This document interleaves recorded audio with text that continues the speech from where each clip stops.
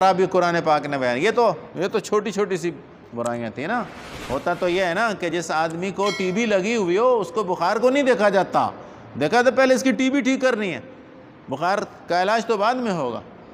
تو جو بڑی خرابی تھی ان کے اندر وہ تھی اغلام پرستی, لڑکوں کے ساتھ دوستیاں اور لڑکوں کے ساتھ بدفعلی اور اپنی گھر والیوں کو معطل کر دینا.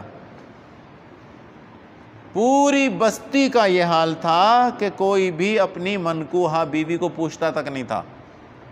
باغ بنایا ہوا تھا ایک, اور اس میں دھڑلے سے کھلے عام فخریہ جناب, فخر کے ساتھ اغلام بازی کرتے تھے. قرآن مجید کہتا ہے وَتَأْتُونَ فِي نَادِكُمُ الْمُنْكَرَ. یہ دوسری جگہ پر کیا ہے کہ مجلسوں میں بیٹھ کر برائی کرتے ہو. یہ مجلس میں برائی کرنے کا مطلب اجتماعی طور پر ان لوگوں کا مزاج یہ بنا ہوا تھا, اور ڈھٹائی کے ساتھ. اب دیکھیں یہاں پہنچتے ہیں, لوط علیہ السلام کا دروازہ بجاتے ہیں کہ دروازہ کھولو اور یہ مہمان ہمارے حوالے کرو. تو لوط علیہ السلام ان سے کہتے ہیں بھائی دیکھو میری بیٹیاں جو حلال ہیں تمہارے, ان کے ساتھ نکاح کر لو. کہتے ہیں کہ 2 سردار تھے اور لوط علیہ السلام کی بھی 2 بیٹیاں تھیں. تو دونوں سرداروں کو لوط علیہ السلام نے پیشکش کی کہ میری بیٹیوں کے ساتھ تم نکاح کر لو, یہ تمہارے لیے پاک ہیں. پاک کا لفظ کا مراد یہی ہے کہ نکاح کر کے دیتا ہوں تمہیں میں. تو انہوں نے کہا نہیں, ہمارا مقصد اور ہمارا ارادہ تو آپ کو معلوم ہے, ہمیں یہ لڑکے دے دو. بعض حضرات نے یہ کہا ہے کہ لوط علیہ السلام نے ان کو شرمندہ کرنے کے لیے کہا ہے. نبی نے پیشکش کیسے کر دی اپنی بیٹیوں کی, یہ بھی تو ایک بڑا مسئلہ ہے نا. تو بعض حضرات نے کہا کہ لوط علیہ السلام نے ان کو شرمندہ کرنے کے لیے, جیسے کوئی آدمی کسی کو مار رہا ہو تو ایک معزز آدمی بیچ میں گھسا, کہا اس کو نہیں مارو مجھے مارو بھائی. بیچ میں ایک آدمی گھس آتا ہے کہتا ہے اس کو نہیں مار, اگر تجھے مارنا ہے تو مجھے مار, چل مجھے مار دے. تو ظاہر ہے کہ وہ معزز ہوتا ہے, اس کا کوئی نام نہیں لیتا. تو لوط علیہ السلام نے اسی طرح ان کو شرمندہ کرنے کے لیے یہ الفاظ کہے ہیں. یا یہ بھی ہو سکتا ہے کہ قوم کی بیٹیاں پیغمبر کی, امت کی بیٹیاں پیغمبر کی بیٹیاں, اس لیے پیغمبر اپنی امتیوں کی بیٹیاں کہہ رہا ہے کہ جو میری امت ہے اس کی بیٹیاں تمہارے لیے حلال ہیں اور ان کے ساتھ نکاح کر لو اور ان کے ساتھ اپنا وقت گزارو اور جنسی خواہش پوری کرو. لیکن صاف کہنے لگے کہ نہیں, ہمارا ان سے کوئی تعلق نہیں, آپ کو پتہ ہے کہ ہم کیا لے کر آ رہے ہیں. تو جب ڈھٹائی کے ساتھ ایک انسان نفس سے, خواہشات سے مغلوب ہو کر شیطانی اثر میں آ کر گناہ کر لے تو شرمندگی ضرور ہوتی ہے. لیکن جو آدمی گناہ کو گناہ ہی نہ سمجھے تو وہ ایسا خبیث کیڑا ہے, وہ ایسا گند ہے کہ جس کی جڑ سے خاتمہ کرنا ضروری ہوتا ہے. اس لیے ڈھٹائی کے ساتھ جو برائی کرے اور کہے جی میں نے کیا کیا, یہ ایک پھوڑا ہے, اس پھوڑے کو کاٹ ڈالنا ضروری ہے. ہمارے دین کا نظام یہی کہتا ہے کہ زمین اللہ کی ہے اور اس میں جھاڑ جھنکار جو فساد پھیلانے والی ہے. ایک زمیندار اپنی زمین کو جب سدھارتا ہے تو اس میں سے کانٹے دار درختوں کو نکال پھینکتا ہے کہ زمین میری صحیح ہو جائے. چھوڑ دو نا بھائی, کیوں اس زمین کو درست کرتے ہو؟ جو اگتا ہے قدرت کی طرف سے اس کو اگنے دو. کیوں بعض پودوں کو کاٹ کر پھینک دیتے ہو, جڑ سے کاٹ دیتے ہو؟ کیونکہ تمہیں اپنی زمین درست کرنی ہوتی ہے. اللہ کو اپنی نظام زمین کا درست رکھنے کے لیے اللہ نے نظام دیا کہ بھائی ایسے مجرموں کی بے کنی کر دو. اس لیے فرشتے لوط علیہ السلام کے گھر میں پہنچے ہیں اور کہتے ہیں کہ بالآخر انہوں نے دروازہ توڑا ہے. بالآخر لوط علیہ السلام کا دروازہ توڑا ہے. لوط علیہ السلام دروازہ نہیں کھول رہے تھے. دروازہ جب توڑنے کی نوبت آئی تو ان فرشتوں نے اس وقت ظاہر کیا لوط علیہ السلام پر کہ اِنَّ رُسُلُ رَبِّكَ لَن يَصِلُوا إِلَيْكَ, کہ یہ آپ کو بھی ہاتھ نہیں لگا سکتے. اصل میں لوط علیہ السلام کو ڈر یہ ہوا کہ مہمان تو چلے جائیں گے میرے, میں اتنی ساری پوری قوم کے ساتھ لڑائی کر رہا ہوں, کل میرا کیا حشر ہوگا, کل میرا کیا حشر کریں گے یہ لوگ, مہمان تو چلے جائیں گے چلو. تو فرشتوں نے اس وقت تسلی دی لوط علیہ السلام کو کہ نہیں آپ کا بال بھی بیکا نہیں کر سکتے, یہ آپ کو کچھ نہیں کر سکتے, ہم اللہ کی طرف سے بھیجے ہوئے رسول اور قاصد ہیں. اور قرآن نے تو وضاحت نہیں کی ہے لیکن پرانی کتابوں کی روایات کے حساب سے ملتا یہ ہے کہ ایک فرشتے نے، جبرائیل علیہ السلام بھی ان میں تھے، جبرائیل علیہ السلام نے اپنا ہاتھ یوں پھیرا اور سب کے سب اندھے ہو گئے اور دروازہ ڈھونڈتے رہے کہ کہاں ہے۔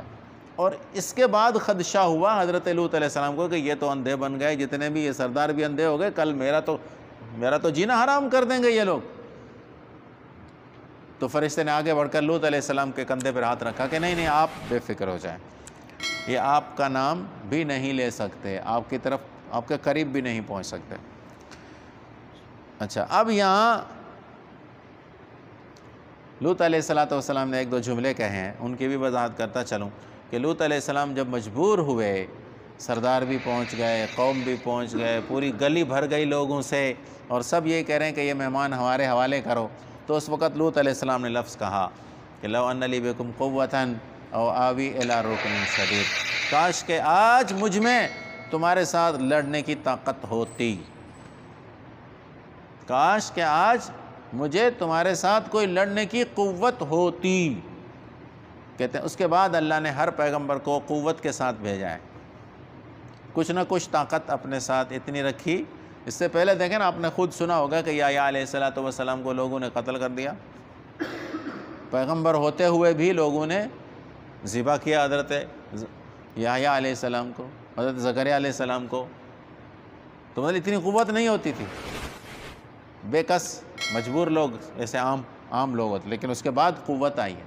اور یہ ذہن میں رکھیے گا، میری طرف سے میں ایک بات بتاتا چلوں کہ ہماری عربی زبان میں امر کا لفظ جو ہے نا وہ قوت کے لیے استعمال ہوتا ہے۔ امر یعنی شاہی حکم کو امر کہا جاتا ہے۔ ہم جولی ایک جیسے آدمی کو جب کسی کام کا کہا جائے بھئی تم کام کرو، اس کو امر نہیں کہا جاتا۔ یا چھوٹا بڑے کو کہتا ہے تو اس کو بھی امر نہیں کہا جاتا۔ بڑا جب چھوٹے کو کہتا ہے تو اس کو امر کہا جاتا ہے۔ امر کا معنی آرڈر، حکم، ٹھیک۔ باقی اس کے علاوہ ہوتا ہے التماس، جی میں ملتمس ہوں آپ سے کہ آپ یہ کام کریں۔ چھوٹا جب بڑے سے کہتا ہے تو کہتا ہے میں آپ کو درخواست دے رہا ہوں کہ مجھے 5 دن کی چھٹی چاہیے۔ چھوٹا بڑے کو جب کہتا ہے تو اس کو درخواست کہا جاتا ہے، اس کو التماس کہا جاتا ہے، اس کو امر یا آرڈر نہیں کہا جاتا۔ جب بڑا چھوٹے کو کہے یعنی طاقتور کمزور کو کہے تو اس کو کہتے ہیں امر۔ ہمارے ذہنوں میں بات بڑی بیٹھی ہوئی عجیب قسم کی، حاجی بھی اچھا ہے نا، جو لوگ حج کرتے ہیں، اسلام کا ایک فریضہ پورا کرنے والے لوگ، حاجی ماشاءاللہ، حاجی کا تو سب بڑا احترام کرتے ہیں، جی حاجی۔ جو شخص تبلیغ میں چلا جائے، تبلیغی انبیاء کرام کا کام کرے، بے شک اس کا بھی بڑا احترام ہے۔ لیکن جو شخص کہے کہ میرے پاس طاقت ہونی چاہیے تاکہ میں نظام کو چلاؤں، اللہ کے حکم کو نافذ کروں، وہ سیاسی مولوی ہے، وہ سب سے گندہ ترین عالم ہے۔ دیکھیں میں آپ کو بات سمجھانے لگا ہوں، ہمارے تبلیغی حضرات، مبلغین، سب کے سب آیت پڑھتے ہیں قرآن مجید کی، کنتم خیر امۃ اخرجت للناس تأمرون بالمعروف وتنہون عن المنکر، کہ تم بہترین امت ہو جنہیں لوگوں کے لیے پیدا کیا گیا ہے، تم اچھائی کا حکم دیتے ہو اور برائی سے روکتے ہو۔ یہاں لفظ تأمرون بالمعروف کا ہے، تأمرون امر سے لیا ہوا ہے، اور امر کہتے ہیں طاقت کے ساتھ اچھائی کا حکم دینا۔ دعوت اور تبلیغ کے لیے لفظ نہیں ہے، دعوت اور تبلیغ کے لفظ ہے ادعو الی سبیل ربک بالحکمت والموعظۃ الحسنہ، اس کے لفظ دعوت کا ہے، اس کے لیے لفظ موعظت کا ہے، اس کے لفظ امر کا نہیں ہے۔ امر طاقت کو کہتے ہیں، طاقت کے ساتھ دوسرے کو کہنے کو کہتے ہیں۔ تو جو شخص یہ چاہے کہ جی دین اسلام کو نافذ کرنے کے لیے قوت چاہیے، ہم قوت حاصل کرنا چاہتے ہیں، ہمارے بازو مضبوط کرو، ہمیں طاقت چاہیے تمہاری تاکہ ہم اللہ کے دین کو نافذ کریں، ہم طاقت کے ساتھ برائی کو روکیں، اس کا ساتھ دینے کے لیے ہم لوگ تیار نہیں ہیں۔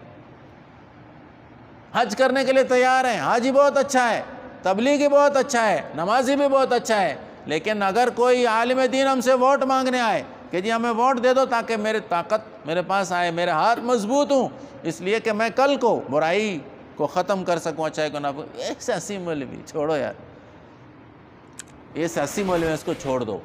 لوط علیہ السلام کیا کہہ رہے ہیں دیکھیں، کہتے ہیں کاش کہ آج میرے پاس قوت ہوتی، میں تمہیں جوتے مار سکتا۔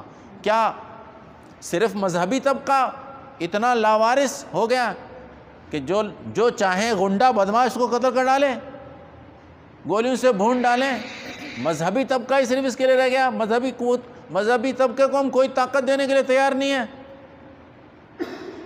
صرف یہی ایک مجبور اور مقہور طبقہ رہ گیا۔ کتنے علماء آج تک شہید ہو چکے ہیں، کتنے علماء کو اندازہ لگائیں، کتنی مساجد گرائی ہیں؟ طاقت نہیں ہے نا بیچاروں کے پاس۔ اگر قوت ہو، ایک آدمی ہے پورے پاکستان میں، وہ جس مسجد کا نام لے لیتا ہے کہ جی خبردار کہ اس مسجد کا نام لیا تو تمہارا چیف جسٹس بھی وہاں موت دیتا ہے، اپنی پتلون گیلی کر دیتا ہے۔ کیوں؟ کہ اس کے پاس طاقت ہے۔ صرف لوگوں کی طاقت نہیں، اخلاق کی قوت بھی ہے اس کے پاس کردار کی طاقت بھی ہے، اخلاق کی طاقت بھی ہے اس کے پاس۔ تو چیف جسٹس بھی اس کو کچھ نہیں کر سکتا۔ چیف جسٹس پہلے فیصلہ دیتا ہے کہ ہم اس مسجد کو گرائیں گے، بعد میں خاموش ہو جاتا ہے، اور خبیث ریٹائر بھی ہو گیا۔ خس کم جہاں پاک، زمین کے اندر ہی چلا جائے تو اچھا ہے۔ ایسے جج، ایسے قانون چلانے والے جس ملک میں بیٹھے ہو، اس ملک کا تو اللہ حافظ ہے بھائی۔ لوط علیہ السلام یہاں یہ کہہ رہے ہیں، کہتے ہیں اس کے بعد اللہ نے ہر پیغمبر کو قوت کے ساتھ بھیجا، طاقت دی کہ اس پیغمبر کا کوئی نام نہ لے۔ اللہ کے نبی پاک صلی اللہ علیہ وسلم کو خود طاقت دی۔ اللہ نے فرمایا کمزور مومن سے طاقتور مومن اللہ کو زیادہ پسند ہے۔ تم کمزور بننے پر کیوں تلے ہوئے ہو کہ جی نہیں بس جی ہم بس بیٹھے ہوئے نا، بس نماز پڑھنے دے رہے نا، ہمیں اجازت دے رہے نا، نہیں پڑھنے دیں گے۔ کل کو یہ دور بھی آ جائے گا اگر تم نے یہ حالت کی رہی تو تمہارے بچوں کو کلمہ نہیں پڑھنے دیں گے، تمہارے بچوں کو کلمہ نہیں سکھانا دیں گے۔ بھائی دیکھیں، میری بات سن لیں، یہ دن بھی دیکھنے والی ہماری قوم۔ لباس کیسا پڑا ہوا بازاروں میں، دیکھا ہے آپ نے؟ بچیوں کا لباس، بازو والی قمیص تو سوال ہی نہیں پیدا ہوتا آپ کو بازار میں ملے۔ کیوں؟ مسلمانوں کے ملک میں یہ کپڑا کہاں سے سل کر آتا ہے؟ مسلمانوں کا ملک ہے، کیوں مسلمانوں کا لباس نہیں ملتا؟ کیوں نہیں ملتا؟ آہستہ آہستہ اسی طرح ہمارے ذہنوں کو تبدیل کر رہے ہیں، آہستہ آہستہ، ٹھیک ہے نا؟ مسلمانوں کے سلے ہوئے کپڑے، خاص طور پہ بچیوں کے، بچے کا پھر بھی آپ کو کف والے قمیص شرٹ مل جائے گی، لیکن بچی کا جو آپ کو پہننے کی قمیص ملے گی اس کے بعد اس سرے سے ہوں گے ہی نہیں، اگر ہوں گے تو آدھے بازو تک ہوں گے۔ سلوار نہیں ملے گی، ٹراؤزر ملے گا یا پتلون ملے گی، بچی کے بھی۔ جتنے آپ کے ریڈی میڈ کے کارخانے سب میں جا کر دیکھ لیں، یہی ملے گا۔ اور مسلمان اپنے بچوں کو یہ لباس پہنا کر کیا ان کو سبق سکھا رہے ہیں؟ یہی سبق سکھا رہے ہیں نا کہ بھائی یہی لباس ہے تمہارا۔ بہرحال میں کہنا یہ چاہ رہا تھا کہ طاقت، امر کے لیے قوت ضروری ہے میرے بھائی۔ اچھائی کا حکم تم کسی کو تب دو گے جب تمہارے پاس طاقت ہوگی، منتیں کر کے نہیں۔ منتیں کر کے تو تبلیغ کی جاتی ہے، تبلیغ کے لیے منتیں ہیں۔ امر بالمعروف، امر اور آرڈر کا لفظ ہے یہاں، یہ قوت کے ساتھ ہوتا ہے۔ جب تک قوت نہیں ہوگی یہ چیز حاصل نہیں ہوگی۔ اور اگر کوئی قوت حاصل کرنا چاہے تو ہمیں چاہیے کہ ہم اس کا بازو بنیں، ہم اس کو قوت دلائیں تاکہ وہ یہ کام اچھائی کا کر سکیں۔ اچھا، دوسرا جملہ انہوں نے یہ کہا کہ وَآوِي إِلَىٰ رُكْنٍ شَدِيدٍ، کہ کاش آج کوئی میرا مضبوط سہارا ہوتا۔ نبی کریم صلی اللہ علیہ وسلم یہ لفظ قرآن پاک نے نقل کیا۔ اللہ کے نبی پاک صلی اللہ علیہ وسلم نے ایک تو خضر علیہ السلام اور موسیٰ علیہ السلام کا جو تفصیلی واقعہ ہے وہ بیان کیا قرآن پاک کا، پھر فرمایا کہ کاش مجھے افسوس ہے، مجھے حسرت ہے کہ موسیٰ علیہ السلام تھوڑی دیر کے لیے صبر کر جاتے اور اعتراض نہ کرتے تو بہت سارے راز کھلتے، بہت ساری باتیں معلوم ہوتی۔ نمبر ایک۔ نمبر دو، فرمایا نبی کریم صلی اللہ علیہ وسلم نے کہ لوط علیہ السلام مضبوط پناہ اور مضبوط سہارا لے رہے تھے، وہ تو مضبوط سہارا لینے والے تھے ہی۔ یعنی لوط علیہ السلام کا کوئی خدا پہ بھروسہ نہیں تھا کیا؟ حضور یہ فرمانا چاہ رہے ہیں کہ لوط علیہ السلام نے یہاں یہ الفاظ کہے ہیں کہ کاش آج میرا کوئی مضبوط سہارا ہوتا۔ حضور فرما رہے ہیں کہ لوط کا تو مضبوط سہارا تھا، یعنی لوط علیہ السلام تو اللہ کی ذات پہ بھروسہ کرنے والے تھے، اللہ کی ذات پر تو ان کا توکل اور اعتماد تھا۔ اشارہ تھا اس بات کی طرف کہ لوط علیہ السلام نے یہ الفاظ گھبراہٹ میں کہے، اتنے گھبرا گئے کہ ظاہری سبب کی طرف نظر گئی کہ آج کاش کہ میرے پاس ظاہری سبب ہوتا جس سے میں اپنے دروازے پر آ کر میرے مہمانوں کی بے عزتی کرنے والوں کے سر پھوڑتا، کیونکہ مہمانوں کی بے عزتی صاحب منزل صاحب خانہ کی بے عزتی ہے۔ اس لیے یہ لوط علیہ السلام کی بے عزتی تھی اگر قوم قابض ہو جاتی ان بچوں پر، اور تھے تو فرشتے، لیکن اگر ان کے قبضے میں آ جاتے، لوط علیہ السلام کو تو معلوم نہیں تھا نا یہ بچے، تو اگر وہ لے جاتے بچوں کو تو لوط علیہ السلام کی بے عزتی تھی، اس لیے یہ الفاظ انہوں نے کہا۔ تو فرشتوں نے کہا کہ بھائی یہ تو آپ کے قریب بھی نہیں آ سکتے، ان کو اندھا کر دیا، اور لوط علیہ السلام کو وہ رات میں انہوں نے روانہ کر دیا، کہا کہ آپ اس بستی سے نکل جائیں۔ قریب میں ہی کوئی بستی تھی جس کی طرف ان کو روانہ کر دیا گیا، گھر والی، 2 بچیاں اور کچھ اہل ایمان، وہ اپنے ساتھ لے کر نکل جائیں۔ لیکن فرشتوں نے پہلے بتا دیا تھا کہ پیچھے مڑ کر نہیں دیکھنا ہے، پیچھے والوں کے ساتھ کیا حال ہو رہا ہے اس کے لیے تماشے کے لیے کھڑا نہیں ہونا ہے۔ مراد یہ تھا کہ تماشا نہیں ہے، اللہ کا عذاب ہے۔ ہم لوگ ایسی جگہوں پر جاتے ہیں تماشے کرنے کے لیے نا، جا کر دیکھتے ہیں، قبرستانوں میں تصویریں بناتے ہیں، قبرستان کی ان کی ویڈیو بناتے ہیں، مونجو دڑوں میں جا کر دیکھتے ہیں، اسی طرح کے کئی قوموں کے کھنڈرات جہاں عذاب خدا کا آیا ہوا، ان کھنڈرات پہ جا کر مزے سے لطف سے گھومتے پھرتے ہیں۔ اللہ کے عذاب کو عذاب کی نظر سے دیکھنا چاہیے۔ اللہ کے نبی پاک صلی اللہ علیہ وسلم جب تبوک جا رہے تھے تو اسی صدوم بستی سے گزر ہوا، اللہ کے نبی پاک صلی اللہ علیہ وسلم نے اپنے منہ کو لپیٹا، منہ پر چادر باندھی اور اونٹنی کو زور سے بھگا کر اس علاقے سے باہر نکلے۔ ساتھیوں کو فرمایا کہ جلدی یہاں سے چلو، ٹھہرنا بھی گوارا نہیں فرمایا۔ اللہ کا عذاب اور اللہ کا غضب جس علاقے پر آئے اس علاقے میں کون ٹھہرے؟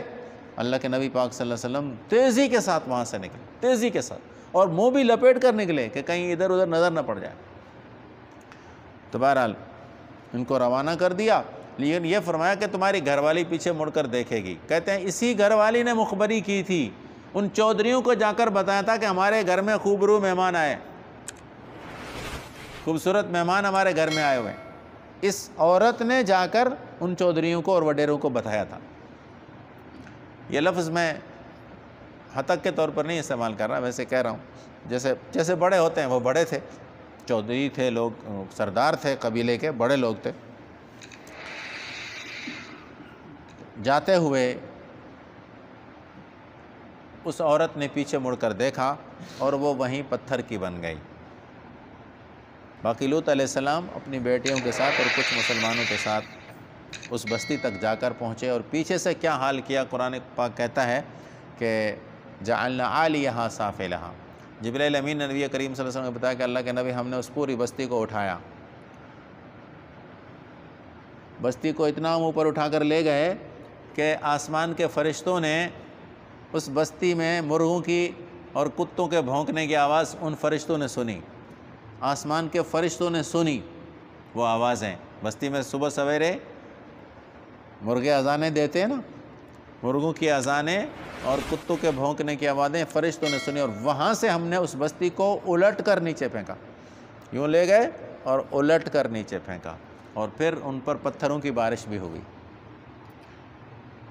دنیا میں پتھروں کی بارش اس لیے ہوئی کہ جو لوگ بستی سے باہر کہیں ادھر ادھر تھے نا، ان کو بھی زندہ نہیں چھوڑا گیا، ان پر پتھر برسائے گئے، کہ جو بستی تو پوری زمین نکال لی گئی نا، وہاں سے پوری بستی زمین کو اٹھایا جبرائیل امین نے، لیکن کچھ لوگ جو ادھر ادھر بستی سے باہر گزار رہے تھے، رات میں کہیں باہر بھی ہوتے ہیں نا لوگ، تو ان پر پھر پتھر برسا کر ان کو، اور وہ پتھر بھی کون سے تھے؟ پتھر سجیل کا لفظ ہے، یعنی آگ میں پکے ہوئے گرم پتھر تھا وہ، وہی پتھر جو ابابیل کے ہاتھیوں پر گرا تھا، چھوٹا سا تھا، پرندے نے اپنی چونچ میں لیا ہوتا لیکن ہاتھی میں سوراخ کر جاتا تھا، پورے ہاتھی کو آر پار کر لیتا تھا وہ پتھر.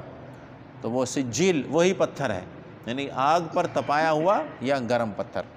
ظاہری دنیا تو یہی کہتی ہے کہ جی ان کے صدوم کے علاقے کے برابر میں بڑے بڑے آتش فشاں پہاڑ ہیں، اور آتش فشاں پہاڑوں نے پوری بستی کو تباہ کیا ہوا ہے، یہاں بستیاں تھیں کسی زمانے میں. لیکن یاد رکھیے کہ دنیا میں جو کچھ بھی ہوتا ہے اس کا اندرونی سبب اللہ تبارک و تعالیٰ کی قدرت ضرور ہوتی ہے. اس کی آخری رسی، آخری کڑی خدا کی قدرت سے جا کر ملتی. جتنے بھی اسباب ہیں ظاہری جو ہمیں سمجھ میں آتے ہیں، ہمیں گولی کھاتے ہیں، یہ سمجھ میں آ جاتا ہے ہمیں نا کہ ڈاکٹر کہتا ہے جی گولی کھانے سے تمہارے سر میں درد ختم ہو جائے گا، ہے نا، اس پر تو ہم نے اعتماد کیا ہوا ہے اور گولی کھا لیتے ہیں اور سر کا درد ختم ہو جاتا ہے. لیکن اس کا بھی آخر اللہ تعالیٰ کا حکم ہی ہے. نہ کہ کیا سزا ہے، چونکہ یہ قوم ہی الٹی تھی، چونکہ انہوں نے فطرت کو مسخ کر دیا تھا. فطرت انسانی کیا، جانوروں کی فطرت بھی یہی ہے کہ نر اور مادے کا فرق ہے. نر اپنی خواہش مادہ سے پوری کرتا ہے اور مادہ اپنی خواہش نر سے پوری کرتا ہے. یہ فطری نظام ہے، دنیا کی ہر چیز میں یہی سسٹم ہے. تو ان انسانوں نے انسان ہو کر فطرت کے نظام کو بدلا، اس لیے اللہ تبارک و تعالیٰ نے ان کی بستی کو بھی الٹ دیا کہ تم الٹے ہو تو تمہیں عذاب بھی تمہارے اوپر ایسا ہی آئے. آج وہاں بحر میت ہے، آج اس بستی کا نام و نشان نہیں ہے. قرآن مجید نے دوسری جگہ پر کہا ہے وَمَا هِيَ مِنَ الظَّالِمِينَ بِبَعِيدٍ. ان مکے والوں سے وہ بستی دور نہیں ہے. مکے والے اپنی آنکھوں سے اس بستی کو دیکھ لیں. اور مکے والوں کو یہ بتایا گیا ہے کہ جب تک نبی نہیں نکلتا تب تک قوم پر عذاب نہیں آتا. تو ہم بھی اپنے نبی کو مکے سے ابھی ہجرت کروا رہے ہیں اور ہم اپنے نبی کو مدینے بھیج رہے ہیں اور تم عذاب کے لیے تیار ہو جاؤ.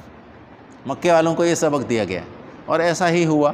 مکے والوں پر جو قہر خدا ٹوٹا وہ سیرت کی اور تاریخی کتابوں سے بہت سارے واقعات سے معلوم ہوتا ہے. اللہ تعالی ہمیں ہدایت عطا فرمائے.